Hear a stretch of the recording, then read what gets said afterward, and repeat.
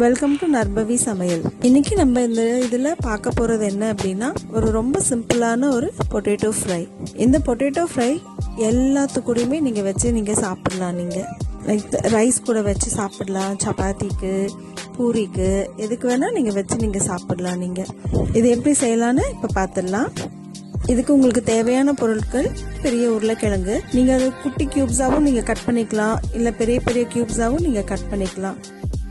இதுக்கு தேவையான மசாலா: சீரகம் 1 ஸ்பூன், சீரகத்தூள் 1/4 டீஸ்பூன், மிளகாய்த்தூள் 1 டீஸ்பூன், மஞ்சத்தூள் 1/4 டீஸ்பூன்,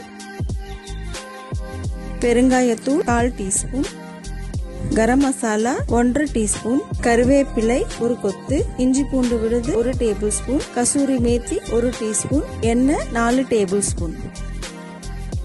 கடாயில் நீங்கள் அந்த எண்ணெயை ஃபஸ்ட்டு ஊற்றிக்கோங்க. கடுகு உளுந்து 1 டீஸ்பூன் போட்டு, கடுகெல்லாம் பொரிஞ்சதுமே முதல்ல சீரகத்தை போட்டுக்கோங்க.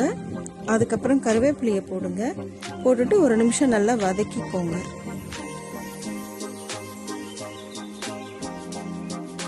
அதுக்கப்புறம் கட் பண்ணியிருந்த உருளைக்கிழங்க அதில் போட்டுட்டு நல்லா கிளறி விடுங்க.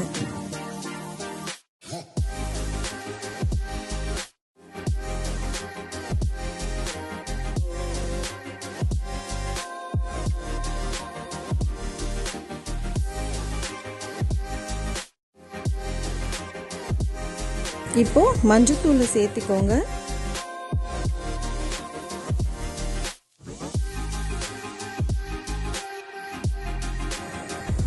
அது கூடவே இஞ்சி பூண்டு விழுந்தையும் சேர்த்திட்டு நல்லா இதை கிளறி விட்டுக்கோங்க.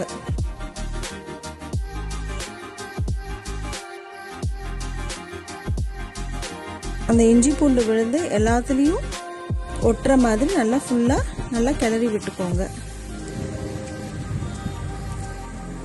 அதை நல்லா நீங்கள் எண்ணெயிலேயே நல்லா வதக்கிட்டே இருக்கணும். அது ஒரு மாதிரி ப்ரௌன் கலராக நல்லா கிறிஸ்பியாக ஆகிற வரைக்கும் நீங்கள் வதக்கி விடணும். இதுக்கு நீங்கள் தண்ணியெல்லாம் எதுவும் போடணுங்கிறது இல்லை. இப்போ கொஞ்சம் உப்பு போட்டுக்கலாம். உப்பு போட்டு இன்னொரு தடவை நல்லா கிளறி விட்டுக்கோங்க.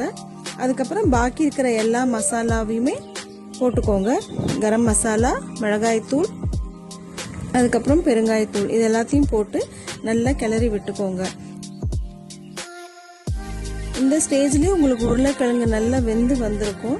நீங்கள் இதை எல்லாமே மீடியம் ஃப்ளேமில் வச்சு நல்லா நீங்கள் அந்த உருளைக்கிழங்கு நல்லா வேகிற வரைக்கும், நல்லா கிறிஸ்பாகிற வரைக்கும் நீங்கள் வதக்கிட்டே இருங்க. இப்போ நீங்கள் அந்த மசாலா போடும்போது உங்களுக்கு அது பேனில் உங்களுக்கு ஒட்டாது. அதுக்கு பதிலாக உங்களுக்கு அது எல்லாமே அந்த உருளைக்கிழங்கு மேலே ஒரு கோட்டிங்காக உங்களுக்கு நல்லா ஃபார்ம் ஆகிருக்கும் உங்களுக்கு. அப்போ அதை நல்லா கிளறி விட்டுட்டு நல்லா வெந்ததையும் செக் பண்ணிக்கோங்க. தேவையான உப்பு காரம்லாம் கரெக்டாக இருக்கான்னு செக் பண்ணிக்கோங்க. செக் பண்ணிவிட்டு அதுக்கப்புறம் கடைசியாக அந்த கசூரி மேத்தியை கையில் வச்சு நல்லா தேய்ச்சி விட்டு அதை நல்லா தூவி விட்டுட்டு ஒரு தடவை கடைசியாக கிளறி விட்டுக்கோங்க.